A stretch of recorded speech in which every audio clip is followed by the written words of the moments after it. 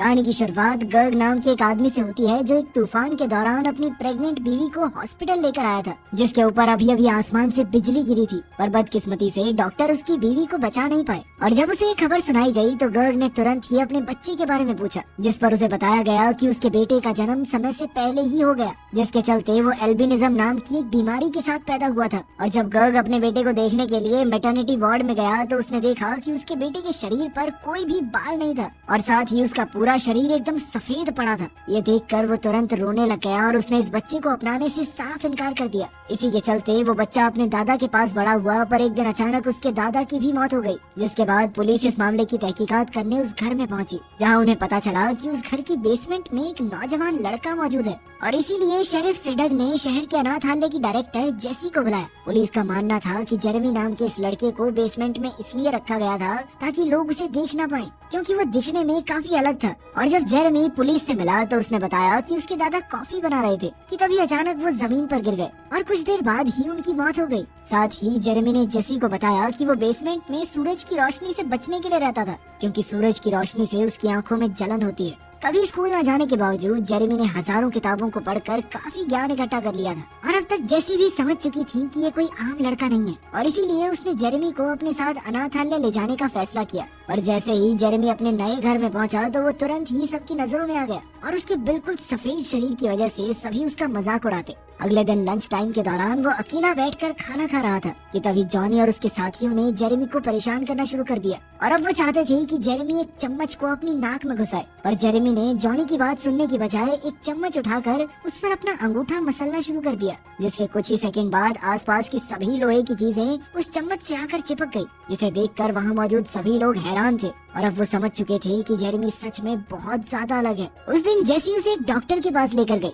जिसने उसकी अच्छे से जांच करके बताया कि शरीर पर एक भी बाल न होने के बावजूद भी जेरेमी बिल्कुल स्वस्थ है और कुछ ही दिनों में जेरेमी की खास लेंस भी आने वाले हैं, जिसके बाद वो सूरज में बिना चश्मों के आराम से घूम सकेगा। जेरेमी बाकी बच्चों से काफी ज्यादा होशियार था, इसलिए जेसी ने उसे एक खास स्कूल में भेजने का फैसला किया, जहाँ एक क्लास के दौरान टीचर ने बच्चों को बिजली के बारे में समझाने के लिए एक हाई वोल्टेज सोर्स का इस्तेमाल किया, जिसके शुरू होते ही जेरेमी कांपने लग गया और उसे देखते ही लिंडसे को एहसास हो गया कि उसके साथ कुछ तो गलत हो रहा है। और इससे पहले कि वो कुछ कर पाती, जेरेमी ने सारी बिजली को अपनी तरफ खींच लिया, जिसके चलते उसका शरीर हवा में उड़ने लग गया और इसलिए टीचर ने उस सोर्स को ही तबाह करने का फैसला किया। जेरेमी को बेहोश देखकर टीचर डोनाल्ड ने उसे जगाने की काफी कोशिश की, पर जैसे ही डोनाल्ड ने जेरेमी को छुआ तो उसके हाथ के सारे बाल खड़े हो गए, जिसके बाद वो तुरंत जेरेमी को हॉस्पिटल ले गए, जहाँ उसकी अच्छे से जांच पड़ताल करने के बाद भी डॉक्टर्स ये मानने को तैयार ही नहीं थे कि उसे किसी भी तरह का बिजली का झटका लगा है। और ये सुनकर डोनाल्ड को जेरेमी में और ज्यादा दिलचस्पी आने लगी, क्योंकि साइंस के हिसाब से तो जेरेमी को जिंदा ही नहीं होना चाहिए था और इतने बड़े बिजली के झटके के बाद उसे जरा सा भी नुकसान नहीं पहुंचा, ये तो नामुमकिन था। और इसलिए डोनाल्ड ने जेरेमी से बात करने का फैसला किया। लेकिन जब डोनाल्ड पुलिस वालों से बात कर रहा था तो जेरेमी चुपचाप हॉस्पिटल से भागकर अपने पुराने घर की तरफ बढ़ने लगा। यहाँ रास्ते में उसकी मुलाकात लिंडसे से हुई और जेरेमी को देखते ही लिंडसे के कुत्ते जैक ने उस पर भौंकना शुरू कर दिया, लेकिन जेरेमी को कुत्तों से बिल्कुल डर नहीं लगता था। इधर जेरेमी से बात करते वक्त लिंडसे को एहसास हुआ कि उसके सभी पड़ोसी उसे घूर रहे थे और तभी जेरेमी ने उसे बताया कि असल में वो लोगों की सोच और याददाश्त को सुन और महसूस कर सकता है। और तभी जेरेमी को एहसास हुआ कि उसने लिंडसे को जरूरत से ज्यादा बता दिया है और इसीलिए वो चुपचाप वहाँ से चला गया। और जब वो रेलवे ट्रैक्स क्रॉस कर रहा था तो शेरिफ ने उसे पकड़ लिया और उसे वापस हॉस्पिटल चलने को कहा, जिस पर जेरेमी ने उसे बताया कि वो हॉस्पिटल से इसलिए भागा था क्योंकि उसने अपनी जिंदगी के सबसे खराब दिन हॉस्पिटल में ही बिताए थे, जब उसके पिता ने उसे छोड़ दिया था। अगले दिन जेसी जेरेमी का आईक्यू टेस्ट करवाने के लिए उसे एक स्पेशलिस्ट के पास लेकर गए,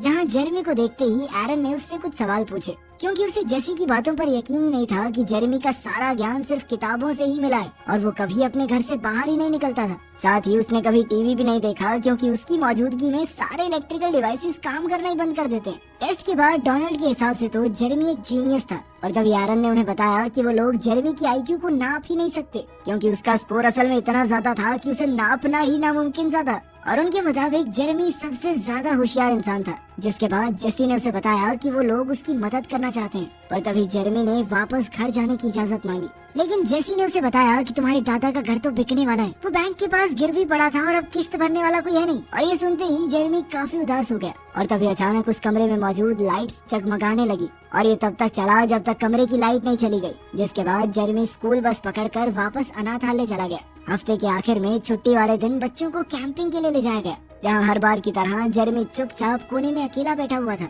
उसे अकेला देखकर शेरिफ उससे बात करने चला गया, जिसके बाद वो तुरंत ही समझ गया कि ये बेचारा लड़का खुश तो नहीं है यहाँ पे। उस रात आसमान में बादल छाए हुए थे और थोड़ी ही देर में बारिश होने के पूरे आसार थे, जिस पर जेरेमी ने बताया कि बारिश के दौरान उसे हमेशा ऐसा महसूस होता है मानो वो उसी का एक हिस्सा हो। वो बारिश की हर बूंद को अच्छे से महसूस कर पाता है और मानो बिजली तो उसकी ही तरफ आ रही हो। साथ ही उसने बताया कि उसकी दादी हमेशा ये कहती थी कि बिजली भगवान बनाते हैं, पर वो आज तक ये बात समझ नहीं पाया कि आखिर भगवान ने उस रात उसकी माँ को क्यों छीना। जिस पर शेरिफ ने उससे पूछा कि आखिर उसे कैसे पता चला कि उसकी माँ की मौत बिजली की वजह से हुई थी। जिस पर जेरेमी ने उसे बताया कि उसे अपने पैदा होने से पहले की चीजें भी याद हैं। अगली सुबह जेरेमी काफी जल्दी उठकर नेचर को पहली बार महसूस करने के लिए जंगल में पहुंच गया। यहाँ कई सारी छिपकलियाँ तुरंत ही उसके पास आ गई और उन्हीं में से एक उसके हाथ पर आकर बैठ गई। पर जैसे ही जॉनी और मिच वहाँ आए तो सभी जानवर तुरंत वहाँ से भाग गए। असल में वो दोनों जंगल में शिकार कर रहे थे, पर जब उन्होंने निहत्थे और कमजोर जेरेमी को देखा तो जॉनी ने तुरंत ही उस पर बंदूक तान दी। जिसके बाद मिच ने अपने दोस्त को रोकने की काफी कोशिश की, पर जॉनी इसके लिए तैयार नहीं था। पर जैसे ही वो गोली चलाने वाला था तभी उन लोगों को पास से एक और गोली की आवाज आई, जिसके बाद वो सभी तुरंत उस तरफ भागे। यहाँ पहुंचकर उन्होंने देखा कि डेप्यूटी हार्ली ने अभी अभी एक हिरन का शिकार किया था और वो बेचारा हिरन अपनी आखिरी सांसें ले रहा था। जैसे ही जेरेमी ने उस हिरन की आंखों में देखा तो वो उस बेजुबान जानवर के दर्द को महसूस कर पा रहा था। तभी हार्ली ने उससे हिरन को दूर करने की कोशिश की, पर जेरेमी ने उसका हाथ पकड़कर हिरन का सारा दर्द हार्ली को ट्रांसफर कर दिया। जिसके बाद हार्ली जमीन पर लेटकर चिल्लाने लग गया और ये देखते ही जॉनी के पास अब जेरेमी को गोली मारने की एक वजह थी और उसने तुरंत ही अपनी बंदूक जेरेमी के ऊपर तान दी। लेकिन फिर ऐन वक्त पर मिच ने बंदूक को आसमान की तरफ मोड़कर जेरेमी को बचा लिया और अचानक गोली की आवाज से घबराकर जेरेमी ने भी हार्ली को छोड़ दिया। इसके बाद जेरेमी को प्रिंसिपल ऑफिस ले जाया गया। यहाँ उन्होंने उससे पूछा कि आखिर हार्ली को एक हार्ट अटैक के चलते हॉस्पिटल में क्यों ले जाया गया है। जिस पर जेरेमी का कहना था कि हार्ली को एहसास नहीं था कि आखिर उसने उस बेजुबान हिरन के साथ क्या किया है और उसने तो बस उस हिरन का दर्द हार्ली को महसूस करवाया है। पर शेरिफ को इस बात पर भरोसा नहीं था और इसीलिए वो जेसी को कमरे में जेरेमी के साथ अकेला छोड़कर बाहर चला गया। जिसके बाद जेरेमी ने उसे बताया कि वो वहाँ नहीं रहना चाहता, क्योंकि वहाँ मौजूद किसी भी इंसान में थोड़ी सी भी इंसानियत नहीं है और वो ये सब अच्छे से महसूस कर सकता है। साथ ही उसने बताया कि मैं जानता हूँ कि तुम मेरी दोस्त होने का बस नाटक कर रही हो, क्योंकि असली दोस्त किसी दूसरे को उसकी मर्जी के खिलाफ यूँ रोक कर नहीं रखते। और जैसे ही जेरेमी को गुस्सा आया तो कमरे में मौजूद सभी शीशे टुकड़े टुकड़े हो गए। उधर जब शेरिफ घर पहुंचा तो उसकी मुलाकात डॉक्टर ड्वेन से हुई, जो वहाँ उसकी बीमार बीवी का चेकअप करने आया था। और चेकअप के बाद उसने शेरिफ को बताया कि उसके पास इस बात का कोई जवाब नहीं है कि आखिर एमा जिंदा कैसे थी, क्योंकि उसकी हालत के हिसाब से तो उसे महीनों पहले मर जाना चाहिए था और इसीलिए ड्वेन ने उसे जल्द से जल्द हॉस्पिटल में भर्ती करने की सलाह दी। मगर शेरिफ इसके लिए बिल्कुल तैयार नहीं था, क्योंकि उसे लगता था कि अगर एमा होश में होती तो वो अपने आखिरी दिन अपने घर में ही बिताना पसंद करती। उस रात जब जेरेमी कैंटीन में अकेला बैठा हुआ था तो डोनाल्ड उससे मिलने के लिए आया और उसने जेरेमी को ये समझाने की कोशिश की कि वो बाकी लोगों से अलग है, क्योंकि जब से उसने जेरेमी को छुआ था तब से उसके अंदर अलग ही जोश आ गया था, मानो वो वापस से 18 का हो गया हो। और इसीलिए उसने जेरेमी से पूछा कि क्या उसने कभी एल्बर्ट आइंस्टाइन की आफ्टर लाइफ थ्योरी के बारे में पढ़ा था, जिसके मुताबिक एनर्जी को बनाया या खत्म नहीं किया जा सकता, वो सिर्फ अपना रूप बदलती है। और साथ ही अगर इंसान अपने दिमाग को 100% इस्तेमाल कर ले तो वो एनर्जी की फॉर्म में बदल जाएगा और उसे शरीर की जरूरत ही नहीं पड़ेगी। और अब डोनाल्ड का मानना था कि जेरेमी की माँ के साथ हुए हादसे की वजह से जेरेमी का दिमाग इस लेवल तक पहुँच गया है जहाँ तक आज तक कोई दूसरा इंसान नहीं पहुँच पाया। और अब डोनाल्ड को जेरेमी के लिए डर लगने लगा था, क्योंकि उसे सारा ज्ञान सिर्फ किताबों के जरिए मिला था, पर वो ये नहीं जानता और समझता था कि इंसान क्या क्या गलत कर सकते हैं। और साथ ही साइंटिस्ट का मानना था कि जेरेमी के लेवल तक पहुंचने के लिए इंसानों को हजारों साल लगेंगे अभी, और इसीलिए डोनाल्ड उसे इस दुनिया के हिसाब से ढलने में उसकी मदद करना चाहता था। जिसके बाद उसने जेरेमी के साथ हाथ मिलाया और एक बार फिर से उसके शरीर के सारे बाल खड़े हो गए उधर जेरेमी भी पहली बार किसी इंसान को छू रहा था, क्योंकि अभी तक तो सभी लोग उसे छूने से डरते ही थे। कुछ दिनों बाद शेरिफ डेप्यूटी हार्ली से मिलने के लिए उसके घर गया, जहाँ उसने देखा कि हार्ली ने अपने सभी हथियार हटा दिए थे। और इस बारे में जब शेरिफ ने हार्ली से पूछा तो उसने बताया कि जिस दिन उसने हिरन का शिकार किया था तो जेरेमी ने उसका हाथ पकड़कर उसे हिरन के दर्द को महसूस करवाया, जिसके बाद उसका पूरा शरीर कांपने लग गया। और ये उसकी जिंदगी का सबसे डरावना और दर्दनाक एक्सपीरियंस था। उसे ऐसा महसूस हो रहा था मानो उसकी मौत हो रही हो, और उस एहसास के बाद वो अब किसी को जान से मारने के बारे में सोच तक नहीं सकता। उसकी सारी बात सुनने के बाद शेरिफ ने जेरेमी से मिलने का फैसला किया, जिसके बाद वो जेसी से परमिशन लेकर जेरेमी को अपने घर इस उम्मीद से ले गया कि वो उसकी बीवी की कुछ मदद कर सके। खैर शेरिफ के घर पहुंचकर जेरेमी ने एमा के सर पर हाथ रखा ताकि वो उसके दिमाग में चल रही बातों को समझ सके, जिसके बाद उसने शेरिफ को बताया कि उसकी बीवी तब तक अपना शरीर नहीं छोड़ सकती जब तक उसे विश्वास नहीं हो जाता कि उसके जाने के बाद उसका बेटा और पति आराम से रह पाएंगे।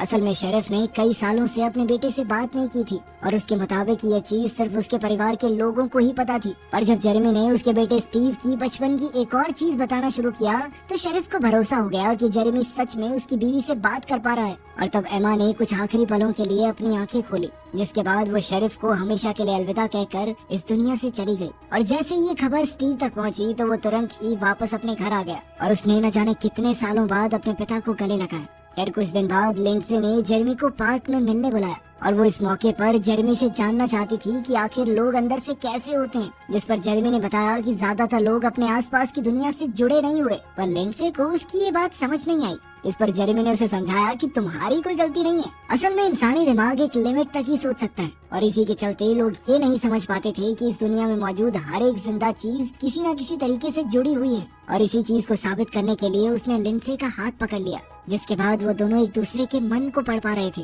और इसी दौरान लिंडसे को पता चला कि जेरेमी जिस दिन पैदा हुआ था उसी दिन उसके पिता ने उसे छोड़ दिया था, और ये जानकर उसे बहुत ज्यादा दुख हुआ। एक दूसरे को पूरी तरह जानकर वो काफी करीब आ गए, और तभी अचानक से लिंडसे के पिता ने उन्हें देख लिया और वो जेरेमी पर चिल्लाने लगे। ये देखकर जेसी तुरंत ही जेरेमी को बचाने के लिए वहाँ पहुँच गई, पर जाने से पहले लिंडसे के पिता ने जेरेमी को उसकी बेटी से दूर रहने की धमकी दी। इतना कुछ झेलने के बाद जेरेमी ने उस शहर से दूर जाने का फैसला किया, पर जाने से पहले वो एक आखिरी बार बास्केटबॉल कोर्ट में गया, जहाँ एक बार फिर से उसका सामना जॉनी और उसके साथियों से हुआ। जिस दौरान जब उसने जॉनी को छुआ तो उसे जॉनी की एक बहुत दर्दनाक याद के बारे में पता चला। असल में जॉनी ने बचपन में अपने सौतेले बाप से बहुत मार खाई थी, और इसी के चलते वो बड़ा होते हुए एक गुस्सैल लड़का बना। पर जब जेरेमी ने उसे इस हादसे के बारे में बताया तो जॉनी ने गुस्से में उसके कपड़े उतार कर उसे गंदे पानी में फेंक दिया। और जब जेरेमी वापस खड़ा हुआ तो सभी लोहे की चीजें अचानक उसकी तरफ खींचने लगी, और तभी अचानक उसके ऊपर बिजली आकर गिरी, जिसके चलते सभी लोग डर गए थे।